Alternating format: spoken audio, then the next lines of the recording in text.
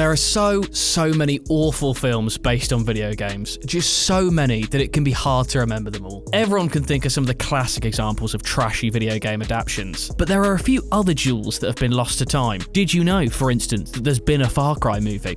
It's true, we couldn't believe it ourselves. Very sorry, but I don't know anyone by that name. If you forgot about this masterpiece or didn't even know of it before, keep watching to see more forgotten video game movies that you should know about. I really don't know the guy you're talking about.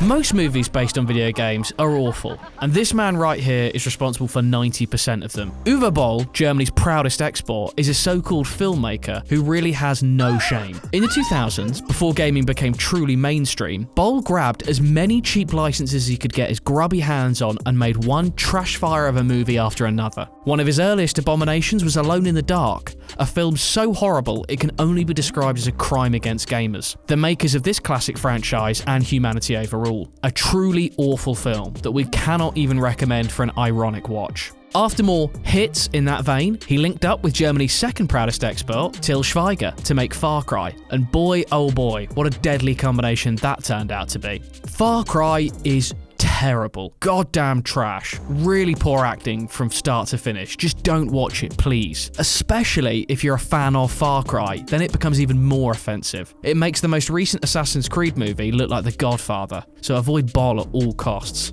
You should also avoid Max Payne and the Hitman films while we're at it. We're grouping these together because they fit in the same category. Someone looked at the games for 5 minutes, threw $5 at a film crew and called it a day. And the results just feel lazy. They're just boring and lazy. And Mark Wahlberg as Max Payne, I'm still upset.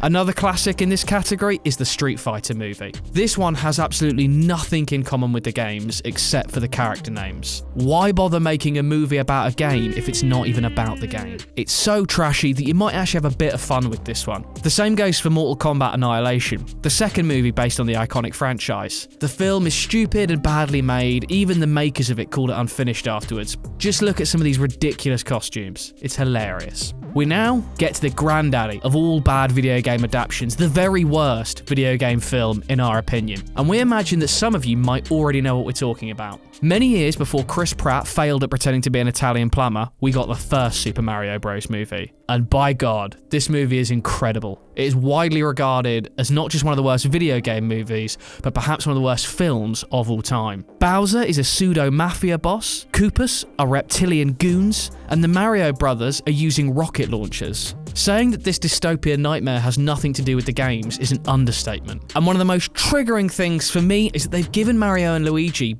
both different colour pants. They should both have blue pants, and one with a red jumper, one with a green jumper. Here, the shorts, the pants are green and red, and the top is blue. This is, it's so strangely different and odd and needless, and I hate it. It's bizarre, it's trashy, and if you can deal with being that badly offended, you should check it out for a laugh. Maybe try some of these films for yourself. They can be a laugh, but none of them are good movies. Until next time.